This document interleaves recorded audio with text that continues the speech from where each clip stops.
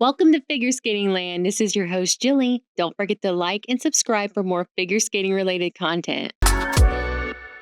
This week, I'm going to be talking about, is going to Brian Boitano's lounge worth it? Tune in if you need some help making decisions. Do I need to impulse buy that ticket to Boitano's lounge? I'm going to be rating key aspects S through D, kind of like in grade school. And we're going to be going over the overall affordability, the atmosphere, food, desserts in its own separate category, cocktails, skater encounters, and just kind of the overall arching experience. For those of y'all who don't know, Brian Boitano hosts an event called Boitano's Lounge, usually during U.S. Nationals Worlds in 2025 in Boston in a couple weeks. But this video should be relevant to any year that you're watching curious about Boitano's Lounge. Note that I'm basing my opinions based off experiences from Columbus, Ohio's Nationals in 2024 and the 2025 experience in Wichita.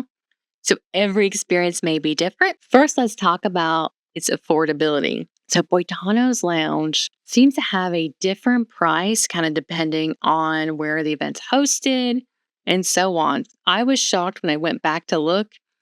The Columbus one-time pass for Boitano's Lounge was $300, but in Wichita, Kansas, it was $225, and for Worlds, it's $275 for a one event price. I know that in Wichita, if you wanted to get all event price, it was $1,000, and at Worlds in 2025 in Boston, it would be $1,200. So that is a pretty steep price. Now we're gonna go over each of the different things that comes with Boitano's Lounge. But in reality, though, if you're just looking at this from like a budgetary standpoint, when you've already spent money on your tickets to the event, airfare, hotels, food at the arena, a lot of this can kind of add up.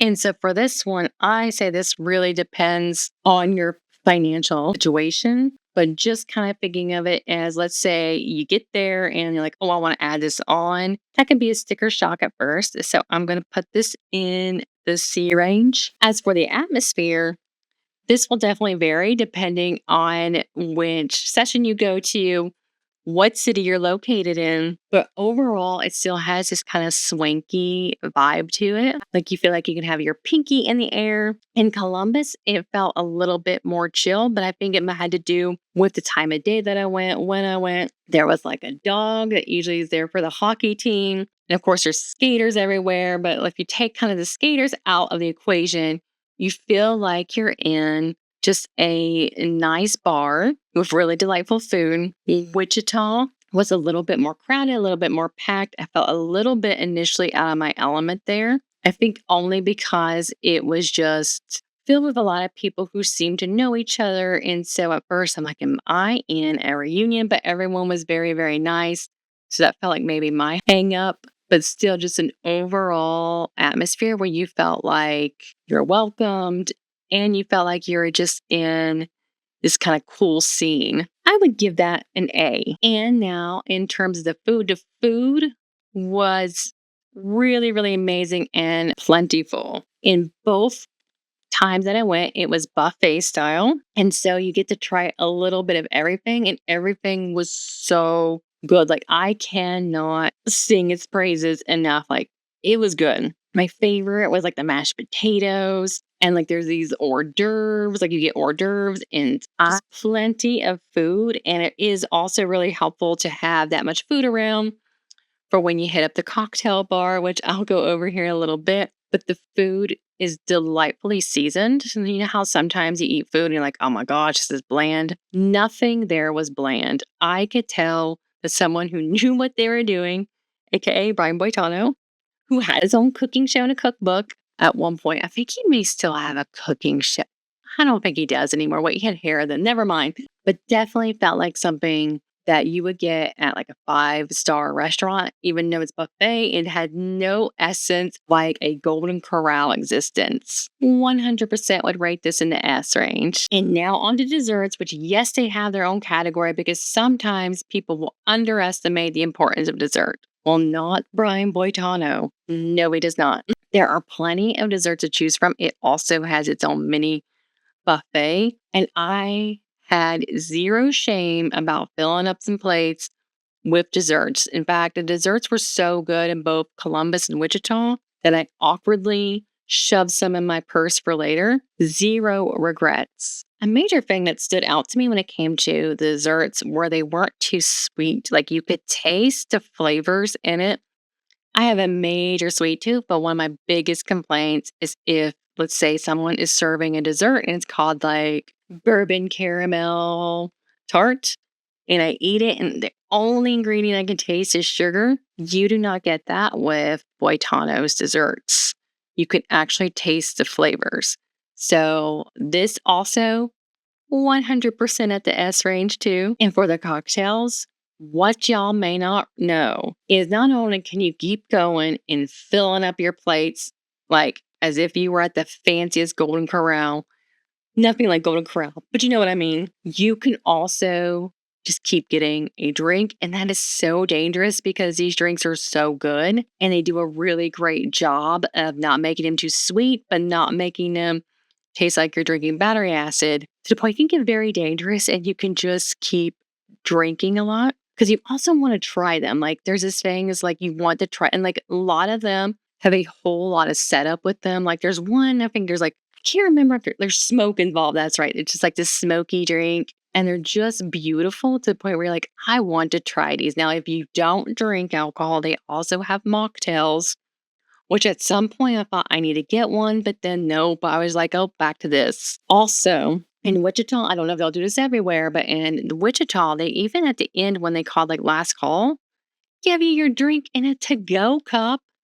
So I was living large watching the Pairs event with my to-go cup drink. I'm only going to rate this an A because it's lethal, but it also makes the experience way more amusing. Actually, no, we're not doing an A. I'm going to put it on the S because it always has gotten me amusing and amazing experiences. I got brave enough in Columbus to just be dumb enough to like think I am not going to sit in this terrible seat where I can't see anything because I'm right in front of the camera crane. I'm just going to go over to the VIP seat and pretend I belong there.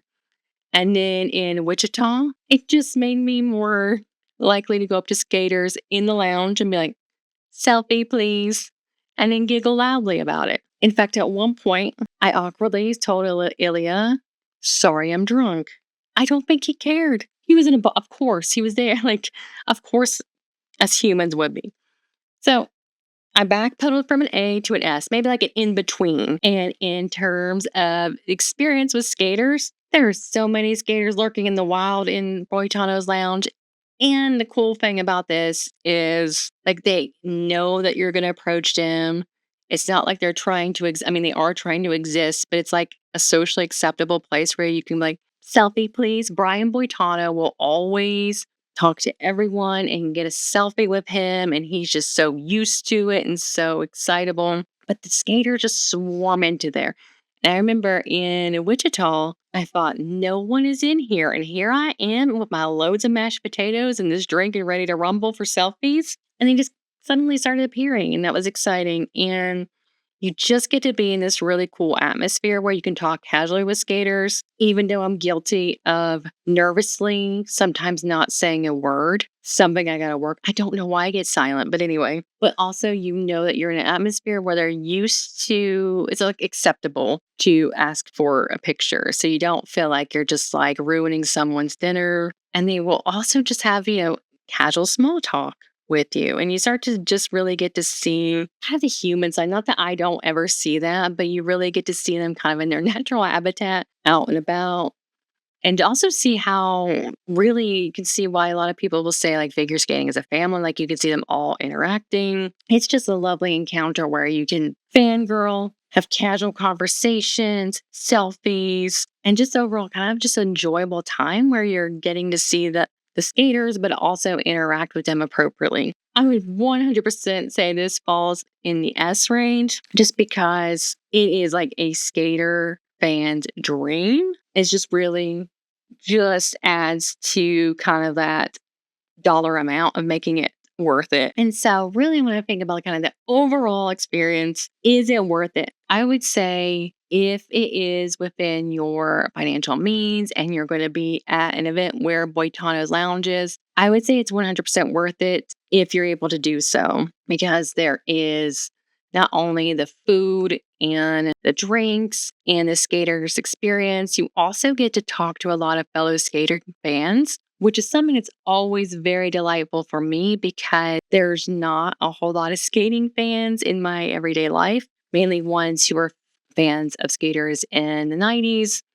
And so this is somewhere where you can go and chat with people about just skating in general or about who's going to win this, what do we think is going to happen then, or don't you love so and so's program? And so not only do you have all that, you also just kind of make these connections, and it overall really does add a beautiful kind of touch to either the event or the experience of like worlds or nationals. And so 100% say it's worth it if you can do so. All right, y'all. Thanks for tuning in, and hopefully this was informative. Don't forget to like and subscribe for more content like this. And if you're going to Worlds, say hi to me or leave me a comment on here and say, hey, where can we meet up? I mean, as long as you're not going to like murder my existence, but catch y'all next time.